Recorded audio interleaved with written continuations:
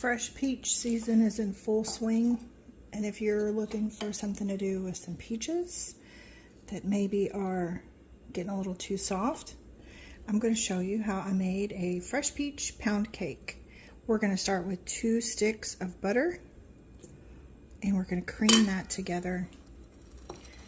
To cream butter, you need a good mixer. Let this run for about 5 minutes on medium speed, scraping down the sides every so often. I'm going to add 2 cups of sugar. At first, you'll notice that your butter and sugar together make a paste, and it will climb up the sides of your mixer bowl. You have to push that back down in order to get a good cream out of this. Okay. This has been mixing about 2.5 minutes, and you can see that it is a lot fluffier, but it does still climb up the sides. Timer's gone off, so I'm just going to scrape this down, get it all back to the center of our bowl.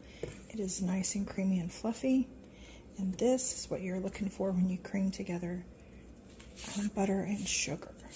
We're going to let our mixer go on low while we add our eggs.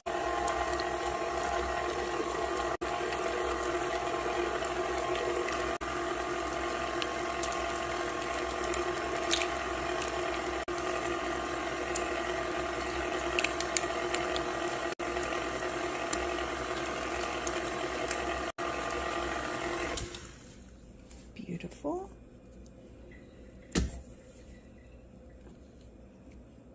Now that all of our eggs are in, we're going to scrape down the sides and let that whip for about 2 minutes.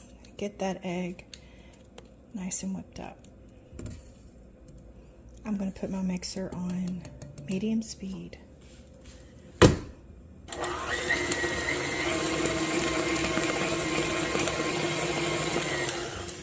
This has been mixing for 2 minutes, and as you can see, it is incredibly fluffy. Now we're going to add a ½ teaspoon of almond extract and 2 teaspoons of vanilla. Let this mix.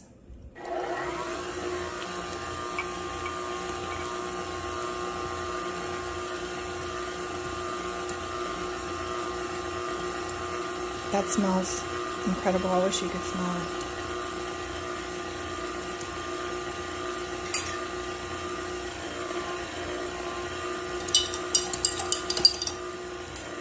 Next, we're adding a third cup of buttermilk. If you don't have buttermilk, you can make buttermilk.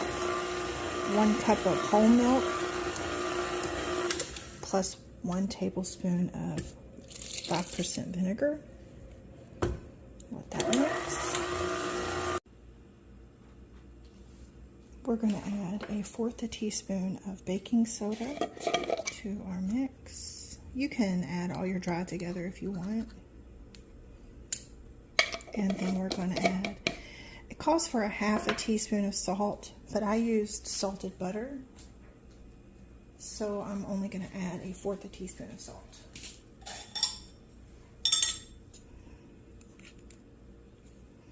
Our recipe calls for 2.5 cups of fresh peaches. You're supposed to dice them and put them in the mix. I did not want to bite into huge chunks of peach, so I put them in a saucepan with a 1/4 cup of water, pureed them, and let them cool. Do what you like. We're going to just mix this. Okay, let me get this cleaned off. My oven is preheated to 325 degrees, and it has just beeped. So the last thing that we need to do is add in flour. This needs 3 cups of flour. My experience when making cakes with all-purpose flour is that you do not mix with the mixer. Everybody does things kind of their own way, but that's what I prefer. I prefer to hand mix. So this is my all-purpose flour. 1 cup is 120 grams. Okay, 1 cup.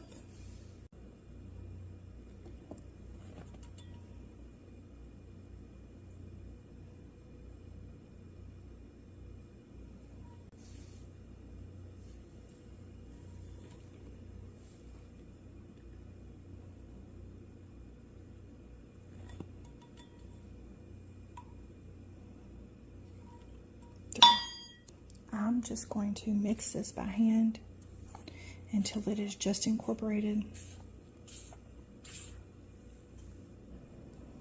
Got that all mixed by hand and scraped down the sides of my bowl.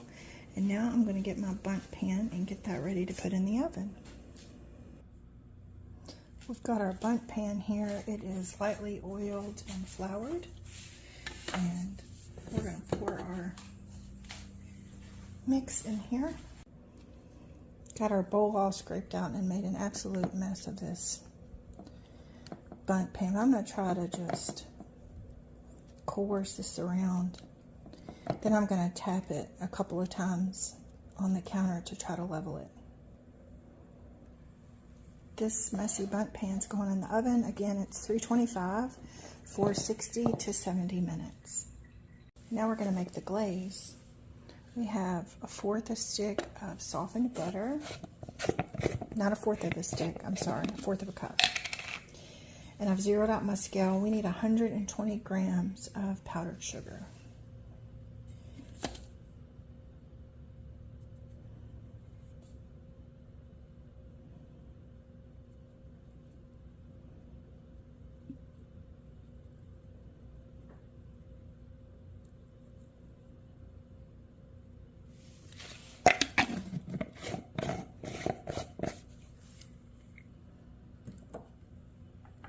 We need a pinch of salt.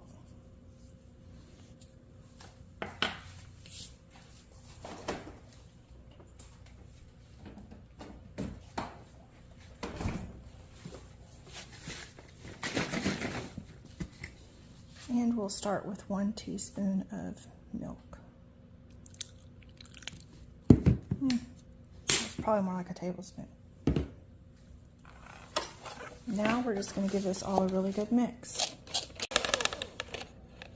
I've added a little bit of milk at a time until this got to a really nice consistency, because I'm going to need to pour this over my bundt cake and it needs to be nice and running. I just realized I forgot to push record before I put the glaze on top, but this is our beautiful cake with our glaze drizzled over the top. But I want to show you something. This is the recipe we made together where we creamed the butter and sugar. This is the first time I baked it, and I was trying to be lazy and not cream together the butter and sugar, but I threw everything in at the same time. Look at the height difference. I don't know if you can see, but this one that we creamed is about double the height, and this one is very dense and heavy. It's not going to go to waste. I'm definitely going to eat it, but I'm not going to take it with me to share with friends.